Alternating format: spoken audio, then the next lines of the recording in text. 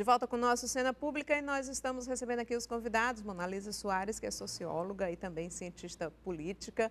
Nós estamos recebendo a Leila Paiva, que é advogada e presidente da Comissão dos Direitos Humanos da OAB, e o professor Fernando Pires, que é coordenador do Observatório de Políticas Públicas da Universidade Federal do Ceará. E foi com ele que a gente encerrou o bloco anterior, porque ele estava falando uma questão, não é, professor, do Estado mínimo e do Estado máximo. Todo mundo quer o Estado mínimo, quem é liberal quer que o Estado interfira o mínimo possível. No entanto, agora, nesse período de pandemia, todo mundo pediu socorro ao Estado, né? Reduzir a questão dos impostos, pedir subsídios, pedir uma ajudinha aqui, outra acolá, né? E aí vamos também demonizar os servidores públicos que são sacrificados nessa questão, que dizem que o grande problema do Estado são os servidores também, né? Estados e municípios, no caso. Pois é, você colocou o dedo na ferida, né? Quer dizer, tem no foco.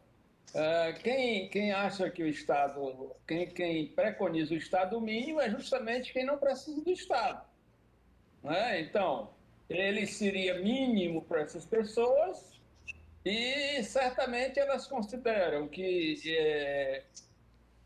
o Estado mínimo beneficiaria mais a elas, né? Porque canalizaria os recursos para os seus interesses particulares, né? Geralmente a classe empresarial, esse pessoal, né, que gostaria que o Estado reduzisse custos de todo tipo, né, encargos sociais, por isso que nós tivemos as reformas trabalhistas, a reforma da Previdência, nós temos o teto dos gastos da saúde e educação, não estão falando agora em privatizar os serviços públicos de uma forma geral, acabar com as universidades públicas, ser contra a ciência.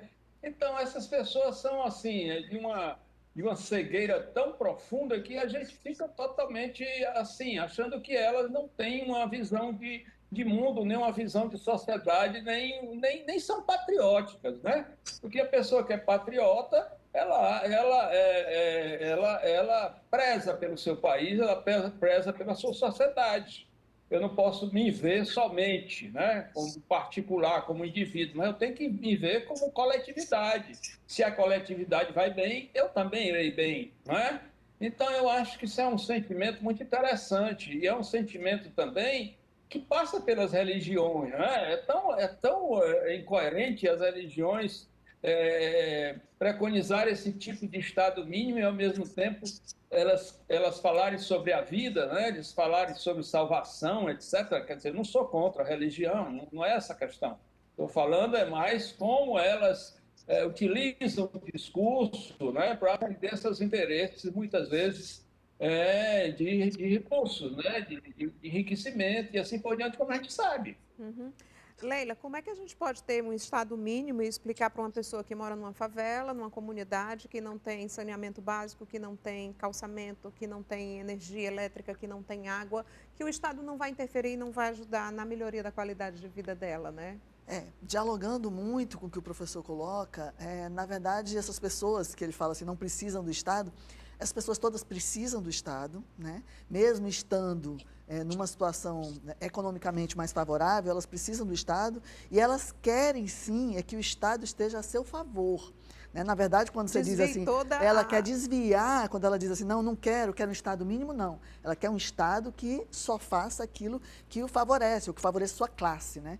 Essa consciência de classe, que eu acho que é super importante, que você coloca, como uma pessoa que está numa situação de vulnerabilidade e sabe que precisa do Estado, eu acho que agora é um momento assim, ideal para a gente falar disso, porque estamos passando por uma pandemia que o Estado foi fundamental para todos e todas, né? Não só para uma classe, mas para todos e todas, no sentido de garantir a vida, alguns pensamentos, sem né, dúvida, no sentido de garantir a vida.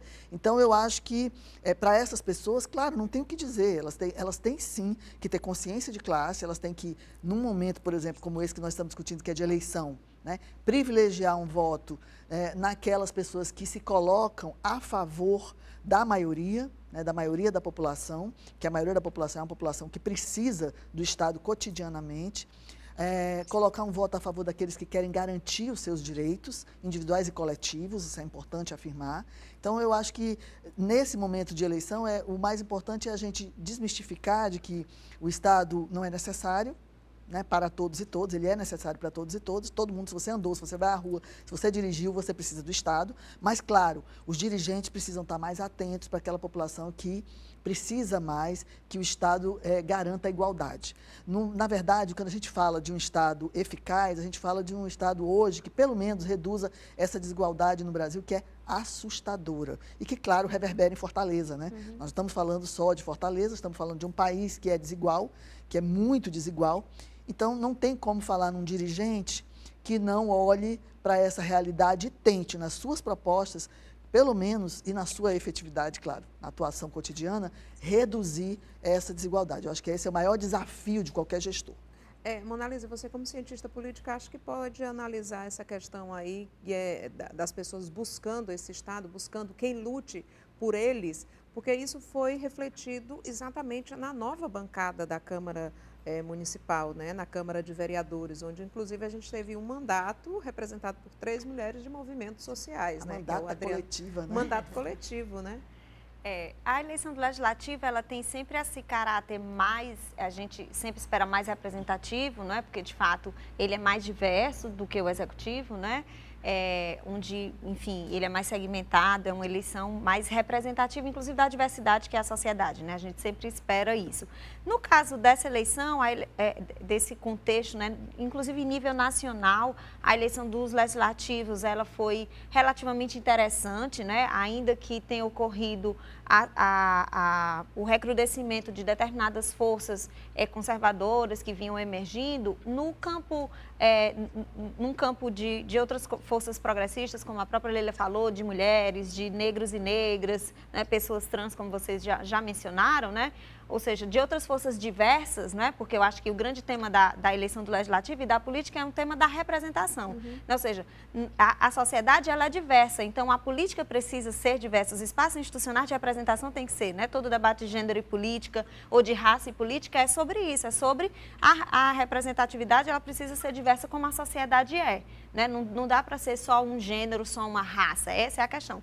E aqui em Fortaleza nós tivemos isso, né? Acho que o mandato coletivo foi a grande inovação legislativa que nós vamos ver na atuação e foi a grande novidade nesse sentido de, digamos assim, ser um combo desse conjunto de inovação. É uma inovação legislativa, é um mandato coletivo, né? São 3 mulheres negras, né, que vêm da periferia, que trazem uma experiência que tem tudo para trazer uma forma de produzir leis diferentes, enfim, e de trazer uma nova experiência para o Legislativo. Obviamente que isso vai ser uma experiência dentre outras na Câmara de Vereadores, mas é isso que eu acho que o conjunto da democracia precisa, de mais diversidade, né, onde as vozes diferentes se apresentem e façam esse tensionamento, porque isso é a sociedade. Mas você falou da questão das mulheres negras, a gente está numa semana pós o Dia da Consciência Negra e que no dia anterior a gente teve o assassinato de uma pessoa que, por mais que tenha errado, mas ele é um ser humano, ele precisava ter sido ouvido e não espancado, ele precisava ser punido pela justiça e não com as próprias mãos, né?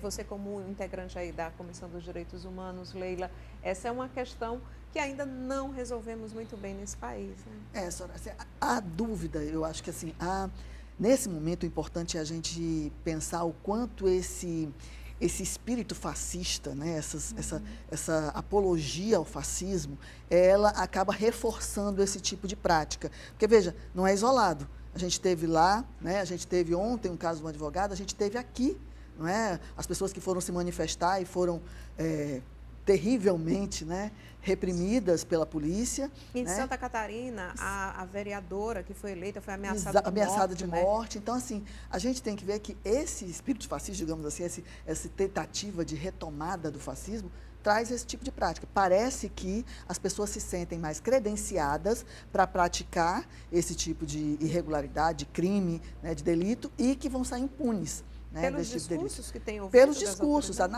disputa da narrativa é exatamente essa. Quando o professor coloca a questão da religião, é exatamente isso. É muito importante a diversidade religiosa no Brasil. Ocorre que o que tem ganhado força é esse discurso que é de uma religiosidade que exclui as diferenças, que discrimina as diferenças, que discrimina as pessoas que querem e podem e devem viver de forma diferente. Então, esse discurso é que é perigoso, e eu acho que sim, ele credencia. Nós temos que estar atentos, enquanto sociedade civil, e a OAB está nesse âmbito da sociedade civil, a gente se coloca nesse lugar, a gente tem que estar atento e monitorando, sobretudo para que esse tipo de prática não fique impune. Uhum. Professor, os futuros gestores dos municípios, né, a partir de janeiro de 2021, vão ter que ficar atentos também a essa voz que vem das ruas e das urnas. Perfeitamente. Eu queria aqui reforçar o que a Leila colocou, acredito que foi a Leila, em relação à questão do Estado mínimo e Estado máximo. Quer dizer, na realidade na realidade são duas faces da mesma moeda. De um lado é máximo, o outro é mínimo ou se inverno. Então, na realidade, só para reforçar o que ela falou, e para, digamos, qualificar mais o que eu coloquei da questão da importância do Estado, é que as elites, elas parece que não reconhecem o papel do Estado. Ou seja, elas não reconhecem que existe uma série de políticas que as amparam. Né? Por exemplo, vigilância sanitária, a vacinação, só pode colocar essas duas que são muito importantes, são fundamentais. A questão da segurança pública, não é? Quer dizer, você tem saneamento básico, várias, mas parece que isso passa ao largo. Então, por quê? Eu acho que se passou no Brasil um fenômeno, né, intencional, quer dizer, ele foi gerido, ele foi propositalmente desencadeado de denegrir o que é público. Então, o que é público não tem valor. Você ser consumidor, usuário do público, isso é pejorativo. Ninguém quer ser usuário do SUS, ninguém quer ser aluno de escola pública. É impressionante isso até junto aos pobres. Então, só para colocar isso, né? E aí, retomando a sua pergunta sobre a questão dos prefeitos, não há a menor dúvida, né? Quer dizer, são tantos os problemas que eu acho que é uma questão mesmo de valores éticos e morais, né? De fazer uma boa administração e atender os mais necessitados. Eu sempre digo que existe uma conversa muito interessante, quer dizer assim, se você for um dirigente, um governador, um prefeito, você tem que governar para todos. Eu acho que sim, claro, né? Todavia, existe aí uma questão de equidade, que eu acho que foi a Leila que colocou também, né, que é fundamental. Você pode administrar para todos, mas você tem que administrar para quem precisa mais. Não é? Você não vai dar a quem já tem, você vai cuidar daquelas pessoas que menos têm, para você diminuir a desigualdade e conseguir chegar a uma situação de uma sociedade mais justa socialmente, mais equilibrada, como os países desenvolvidos chegaram, não é?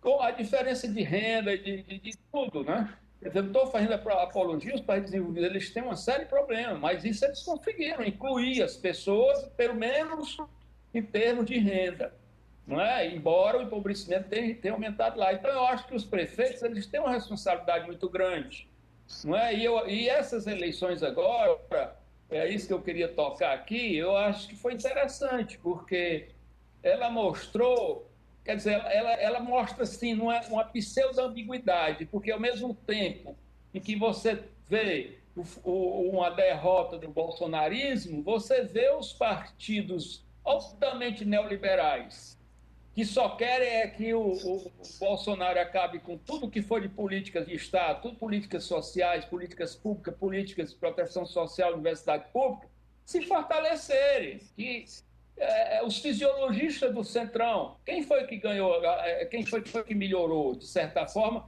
principalmente no sudeste do país? Foram esses partidos políticos.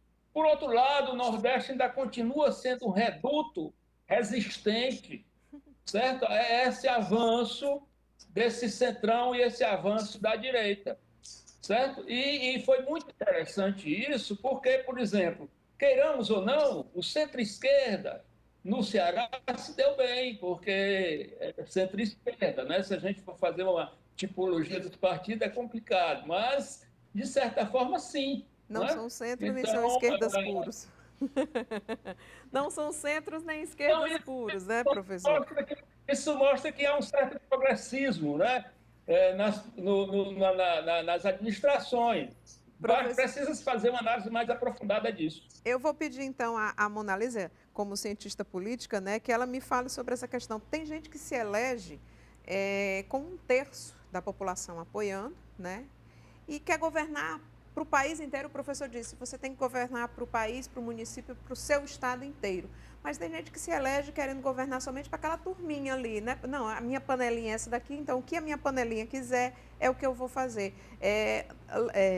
Mona Lisa, essa questão aí do governar só para quem me colocou aqui é um tiro no pé, né? Porque você vai ter os outros 90%, aliás, 70% contra o que você está fazendo, né? E aí você não se reelege? Isso pode vir como reflexo aqui em 2022? Aí parece um executivo com mentalidade de legislativo, né? Eu falei há pouco que o legislativo é quem pode fazer uma escolha de se eleger com uma base e atuar somente para aquela base, porque representa apenas dele, aquilo, né? Exatamente.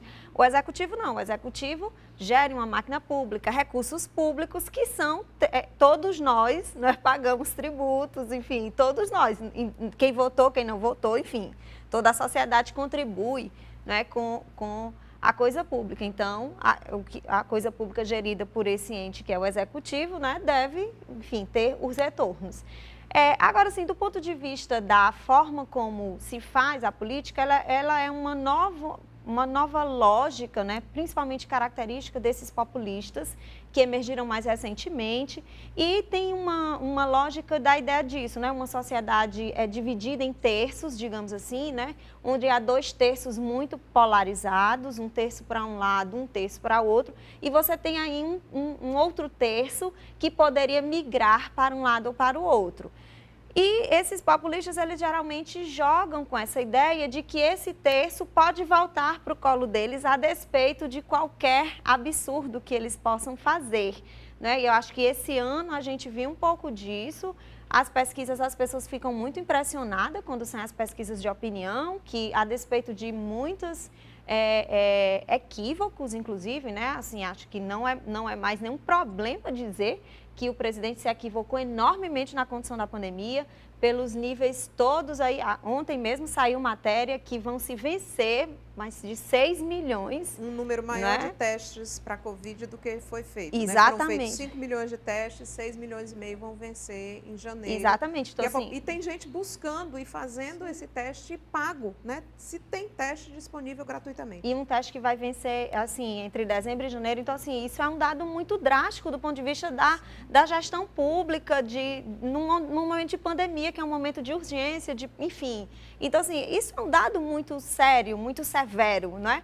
E, assim, muitas pessoas se perguntam assim, mas como a popularidade dele ainda cresce, como ele ainda consegue ter essas? Porque essa é uma lógica de fazer um determinado tipo de jogo político, de jogo de comunicação, de enfrentamento, que é criando determinados tipos de inimigos, determinados tipos de enfrentamento, onde se espera que nessa polaridade muito exacerbada, eles consigam reverter esses 30% que não são tão identificados nem com um lado nem com o outro. Então, ao demonizar, né, o outro lado, de repente se consiga trazer para si. Mas isso funciona durante quanto tempo? Assim, o case de sucesso era os Estados Unidos, que acabou de ser derrotado, né? A questão é se o Brasil consegue se organizar e enfim. Agora, sim, não é deixa muito... eu só fazer um parênteses, desculpa lhe interromper, mas acabou de ser derrotado, mas não admite a derrota. Acho que vai dar trabalho. Não, claro, mas faz parte também desse jogo todo, faz parte de outros interesses que estão postos lá, como campanha a ser paga, um Senado na Geórgia que pode indicar se os democratas viram ou não maioria do Senado, enfim, tem muita coisa em jogo ainda até tomar posse lá em janeiro, né? Mas aqui tem outros elementos, tem um sistema muito mais fragmentado, multipartidário, então tem muita coisa em jogo. De fato, o que eu acho que é importante colocar assim, a despeito de tudo, é que as eleições, essas eleições agora, elas mostraram muitos movimentos, né? Assim, acho que pessoalmente o presidente perdeu, assim, ele como personalidade, a imagem dele não foi bem, a quem ele se associou as pessoas não foram bem. Eu até comentei, o Wagner, por exemplo, era um candidato que pode sair até pior do que se sairia pelo fato de que o presidente se associou diretamente a ele. O Wagner pode atribuir a sua, se sair, pelo que as pesquisas estão indicando, com o que ele tem de percentual hoje, se ele terminar na urna com o que ele tem hoje, ele pode atribuir essa queda maior ainda ao presidente, né? Ele poderia ter tido uma performance talvez um pouco melhor sem esse apoio. Enfim, teve muitos outros elementos. Do ponto de vista do grupo que o presidente mobiliza, né, como a Leila e o professor Fernando colocaram, esse grupo ele se fortaleceu, né? Partidos como Republicanos, PSD, PP, enfim, partidos que estão ali na base, que se articulam com o presidente, partidos, inclusive, para os quais ele está sinalizando que pode fazer parte, que pode vir a integrar para se recandidatar em 2022, são partidos que cresceram bastante, né? Então, o jogo está todo aí ainda delineado. Então, me avisando aqui que o nosso programa já está quase chegando ao final, eu queria uma frase, um conselho, de forma bem rápida, bem objetiva para os nossos ouvintes, para quem está nos acompanhando pelas redes sociais, para quem está nos acompanhando aí através da TV Ceará, nesse momento assistindo ao vivo, né? O eleitor que vai agora, no domingo, dia 29 de novembro, deve ficar atento aqui. Eu vou começar logo com o professor. Professor, o seu conselho para os eleitores neste domingo, 29 de novembro?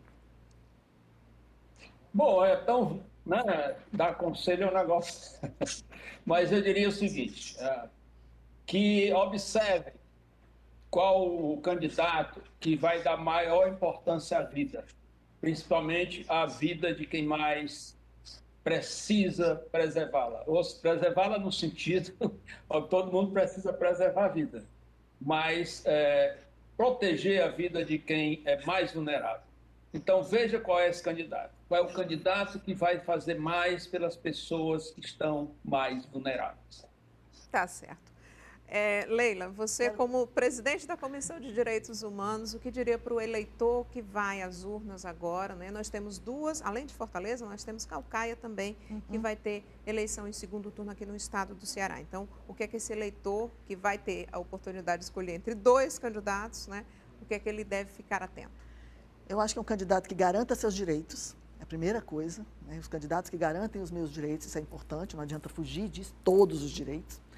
E eu quero concordar completamente com o professor Fernando, a vida é muito importante, então um candidato que se contrapõe a essa cultura violenta que nós temos vivido no Brasil, que é para nós assim, a pior coisa que pode acontecer numa população que tenta reagir a uma situação de pandemia que nós estamos saindo. Então, nesse momento, sim, direito à vida, esperança, e acho que as mandatas, né, a mandata daqui e outras que nós temos no Brasil, os movimentos sociais que se elegeram, nos dão essa esperança. Foram 10 prefeitos indígenas que foram eleitos, né, 56 quilombolas. Então, eu acho que é o momento, sim, da gente afirmar que dá para lutar, dá para ter esperança, né, ainda, e pensar, então, domingo, nesses candidatos que possam nos dar esperança para lutar por direitos.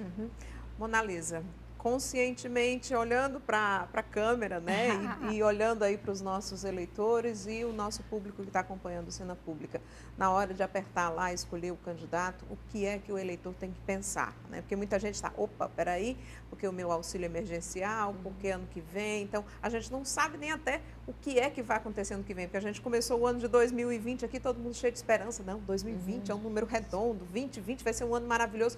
Foi o ano mais conturbado e com uma questão que não se podia imaginar, né? Uma pandemia, um vírus que se espalhou pelo mundo inteiro e acabou aí com famílias que tiveram perdas significativas de chefes, de mães de família. Então, o que é que essas pessoas devem imaginar? Porque muita gente é muito imediatista, né? O que é que eu vou ter amanhã, depois de amanhã, ou o voto que eu vou receber em troca daquele voto que eu vou dar. O que é que você diria para o eleitor? Bom, meus colegas já chamaram a atenção aí para a dimensão dos valores. Eu acho que valores são sempre algo muito importante para orientar a nossa decisão. E eu vou, então, complementar a dimensão deles de valores, chamando a atenção para que o eleitor observe a dimensão também, quem teve a preocupação em demonstrar do ponto de vista de propostas, em tornar execuível, assim, não deixar só palavras vazias, do ponto de vista de propostas. O que foi demonstrado, o que se explicou, o que se apresentou, né? Assim, porque a campanha eleitoral, ela obviamente ela foi curta, ela foi rápida, mas é muito importante que ela não se torne esse espaço de palavras vazias. A gente começou o programa falando sobre o hiato que acontece entre a classe política e o eleitorado, e às vezes eu acho que o hiato acontece também em torno disso, quando se torna a política esse espaço abstrato em que a gente fala de questões que às vezes não chegam na vida das pessoas. Então, que o eleitor também busque essa conexão com essa ideia, né? Observar essa dimensão também das propostas de tornar execuível. Abrir a porta e olhar para a sua rua, para o seu quintal, para a sua torneira, né? Quem falou algo para mim que pode, de fato, aqui fazer algo. O professor está levantando aqui a mão. Diga, professor. Não, era aproveitar a oportunidade de encerrar para convidá-los para uma live quarta-feira, às 18 horas, que é justamente uma discussão com cientistas políticos, 4 professores da universidade, e a jornalista Eberly, sobre a questão das políticas públicas, né, para o Nordeste e Ceará, como resultado das eleições desse primeiro turno, né, e perspectivas futuras, perspectivas para o Nordeste e Ceará. Então, é quarta-feira, qual horário, professor? 18 horas. Basta entrar no Observatório de Políticas Públicas, WordPress. Depois eu mando para ti, se você puder divulgar, e para os colegas aí, as colegas, certo? Mas é Observatório de Políticas Públicas, YouTube, vai estar lá, 18 horas, vai ser um debate interessante, porque a gente vai fazer uma discussão sobre justamente quais as repercussões em termos de políticas públicas para melhorar a condição do Nordeste e Ceará, com esse novo quadro que se estabeleceu com as eleições aí dos dirigentes de Câmara de Vereadores e prefeitos. Perfeito. E eu já agradeço a sua participação aqui, professor Fernando Pires, que é da Universidade Federal do Ceará e integrante aí do Observatório de Políticas Públicas. Monalisa e Leila, vocês têm também alguma live aí para esses dias antes das eleições? Não. Leila, vou agradecer a Leila, advogada, presidente da Comissão de Direitos Humanos da OAB, muito grata também por sua participação, por esclarecer, né, abrir um pouquinho a visão crítica dos nossos eleitores, que muitas vezes ouvem apenas um lado da questão, né, ou ouvem o lado que eles querem, né, é importante você ouvir um lado diferenciado, né, Leila? Sim, muito importante. Eu quero agradecer também a oportunidade e, sobretudo, dizer que, nesse momento, falar sobre direitos humanos faz toda a diferença. Explicar que são direitos inerentes a todos nós faz muita diferença. Então, nesse momento que o fascismo tenta, né, se colocar no Brasil e no mundo, é muito importante espaços de direitos, que a gente possa falar sobre os direitos das pessoas. Obrigada. Leila, muito grata também por sua participação aqui. A Leila é socióloga, aliás, a Monalisa é socióloga, é cientista política. Muito grata também por sua participação aqui. Sejam sempre todos bem-vindos aqui ao Cena Pública. Grata, Carla, pelo convite. Boa noite a todos. Boa noite. E você aí pode rever o nosso programa, é só ir até o YouTube da TV Ceará. A gente espera que o programa de hoje possa ter ajudado você a tirar suas dúvidas e a decidir o seu voto no segundo turno para que a democracia continue guiando também os rumos do nosso país e trazendo mais bem-estar e qualidade de vida para a população de Fortaleza. O programa Cena Pública sempre atrai uma audiência diversificada e importantíssima para nós, que é a sua, que continua nos acompanhando até este momento. Muito grata por sua companhia. Uma excelente noite, um bom descanso, um excelente voto. Até a próxima terça-feira, às 10h15 da noite, com mais um Cena Pública para você. Tchau.